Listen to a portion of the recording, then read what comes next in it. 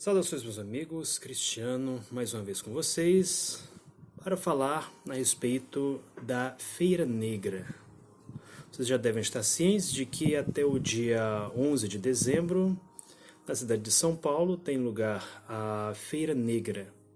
E aí, claro, quando nós ouvimos falar de Feira Negra, ou seja, de cultura negra, surge uma pergunta que muita gente tem feito.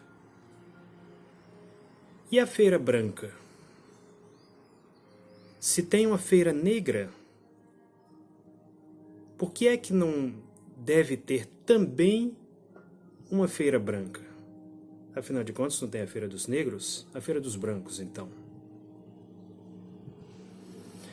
Se você faz, meu caro, esse tipo de questionamento, se você sequer imagina esse tipo de pergunta na sua cachola, então eu tenho que dar uma triste constatação para você.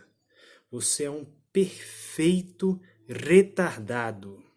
Um perfeito retardado. Eu vou explicar para você por que você é um retardado quando faz esse tipo de questionamento. Porque a Feira Branca ela já existe. Com a diferença, claro, de que ela não se chama expressamente Feira Branca. Aliás, você inclusive tem várias feiras brancas no Brasil. Você tem o Oktoberfest, no mês de outubro, evidentemente. Você tem a Festa da Uva, famosíssima festa no Brasil, quiçá no mundo inteiro. E na cidade de São Paulo, você ainda tem agora a Feira Eslava, que normalmente acontece no bairro da Vila Zelenoia, ou seja, Vila Verde, que é uma vila conhecida pela imigração eslava, o próprio nome Zelenoia, ou seja, verde.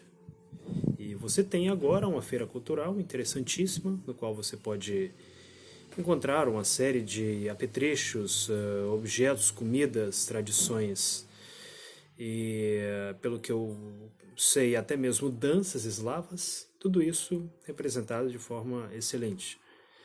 É muito importante que o Brasil tenha uma feira negra, porque é uma cultura, quer dizer, é parte da cultura brasileira. Os negros são o terceiro grupo étnico mais numeroso do Brasil, podemos dizer.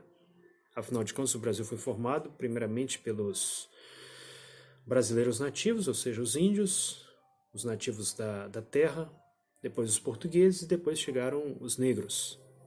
Então, quando você tem qualquer uma dessas culturas sem representação, você tem um desequilíbrio.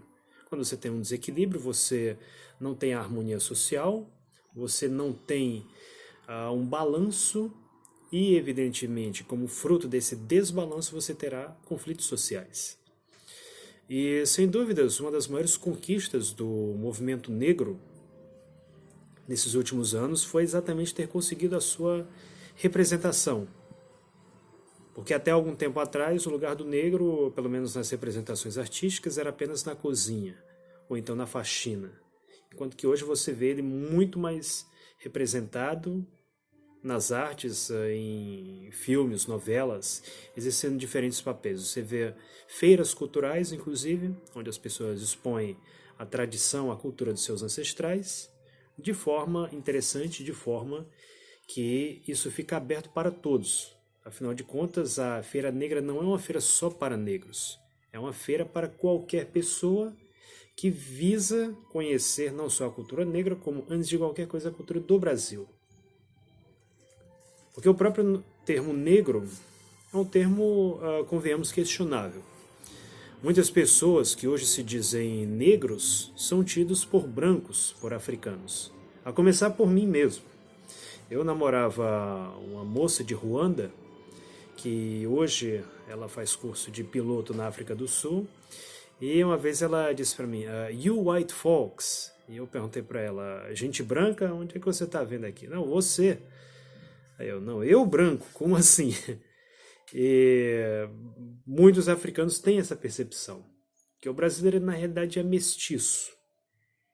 A própria noção de negro em si é uma noção incompleta, porque se você pegar, por exemplo, a África, vamos pegar, por exemplo, aqui o caso da Ruanda. A Ruanda você tem Hutus e Tutsis. Mas, depois que houve o famoso genocídio da Ruanda, eles pararam de falar em etnias específicas. Passaram a falar somente em ruandenses. É um ponto de vista interessante, quer dizer, um país pequeno da África que tem muita coisa para ensinar para o Brasil, muita coisa para ensinar para o povo brasileiro. Ruanda, que a propósito tem a capital africana mais limpa do continente.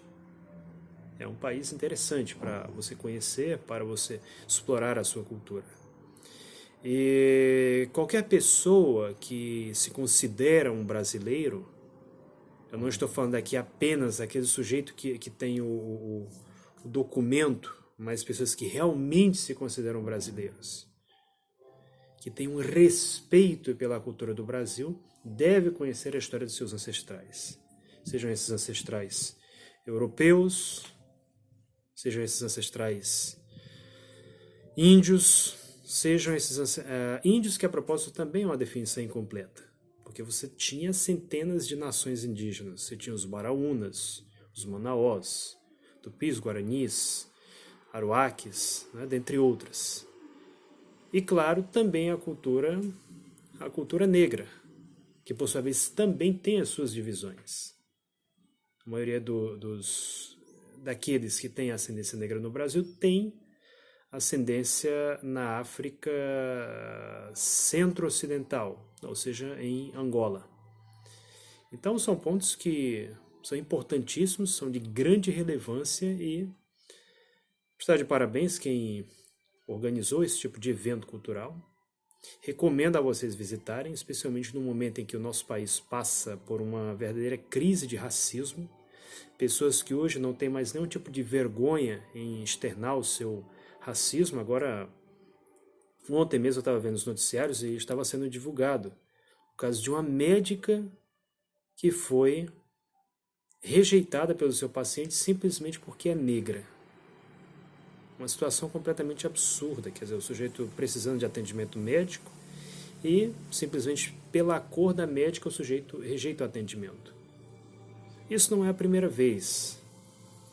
Ainda, quer dizer, há alguns anos atrás eu me recordo como na cidade de Mossoró, no Rio Grande do Norte, um sujeito, ele estava lá em pé e viu uma senhora negra sentada em uma cadeira.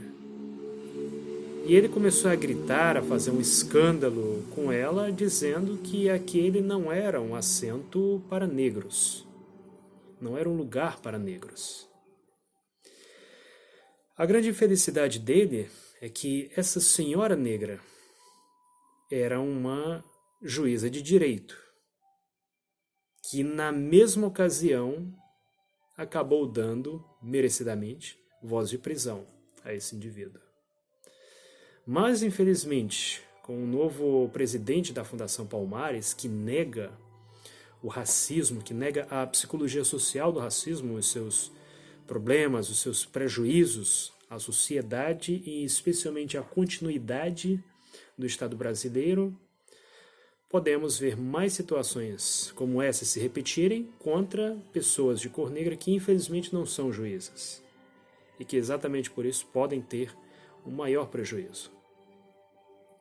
Nós estamos vendo um governo que está criando verdadeiros ministérios do cataclismo, porque esse tipo de comportamento, esse tipo de ideologia só poderá levar ao completo cataclismo do Estado brasileiro com o presidente, com o governo atual.